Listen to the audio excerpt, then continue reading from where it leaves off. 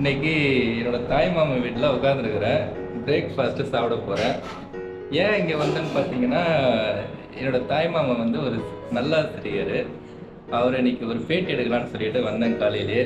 அதனால் சாப்பிட்டுட்டு போ அப்படின்னு சொன்னாங்க. காலையிலேயே இட்லி, சட்னி,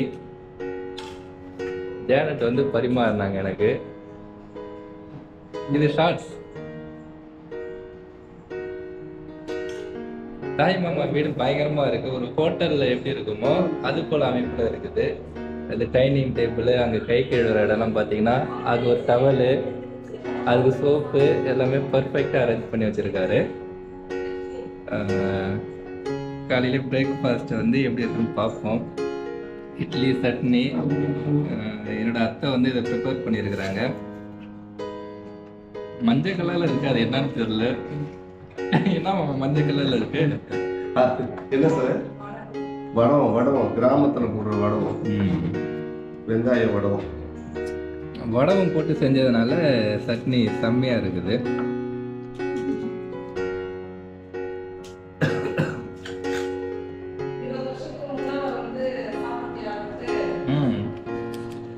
இருபது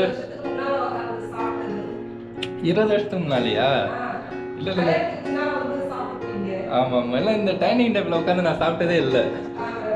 இப்பதான் ஃபர்ஸ்ட் டைம். நல்லா இருக்கு. ஆனா ஏமாமா இந்த டவலு, அது சோப்பு.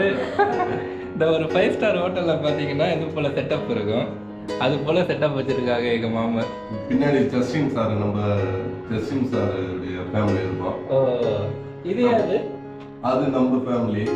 ஜெனித், ஜானட், ஜெஸ்டின் சின்ன பிள்ளையா இருக்கிறப்ப அது வீடு. Justin sir. இந்த நான் படிக்கல, வீடு குடி போகும்போது அவர்